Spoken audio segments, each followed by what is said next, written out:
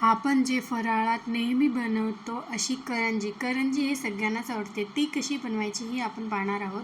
करंजी बनवण्यासाठी मी मैदा घेतलेला आहे, त्यामध्ये थोडंसं मीठ आणि तेल टाकून ते मस्त चुरून घेतलेलं आहे. मीठ आणि थोडंसं तेल टाकलं, थोडंसं सोडा पण टाकते मी चिमूटभर, कारण ते खुसखुस होण्यासाठी मी. आणि ते मस्त मिसळून घेतलं आणि 1 चमचा कोमट तेल टाकून ते चुरून घेतलं. आणि दुसरीकडे खोबऱ्याचं खीस आणि साखरेची भुकटी मिक्स करून घेतलं. आणि ड्रायफ्रूट्स असतील तर ड्रायफ्रूट पण टाकू शकता आपण.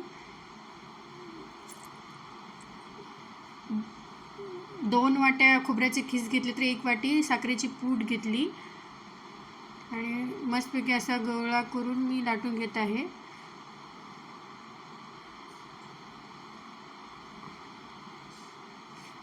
त्यानंतर ते करंजी बनवायच्या पात्रात टाकून ते करंजी बनवून घेत आहे. हे पहा,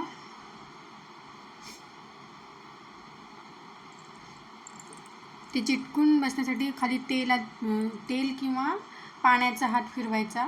शक्यतो पाण्याचाच फिरवतात, म्हणजे ते निघत नाही.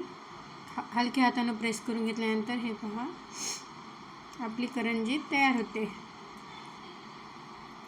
आणि आपण दिवाळीला लक्ष्मीपूजनासाठी, अरे ही करंजी निघून गेली, मी अशीच चिटकून घेतलं आणि ठेवलं. अशा प्रकारे मी सर्व करंज्या करून घेतल्या आणि ती करंज्या छान बारीक फ्लेम करून तळून घेतलं. पहा, अशा प्रकारे करंज्या करून तळून घेतलेल्या आहेत. अशा प्रकारे आपले करंज्या तयार आहेत.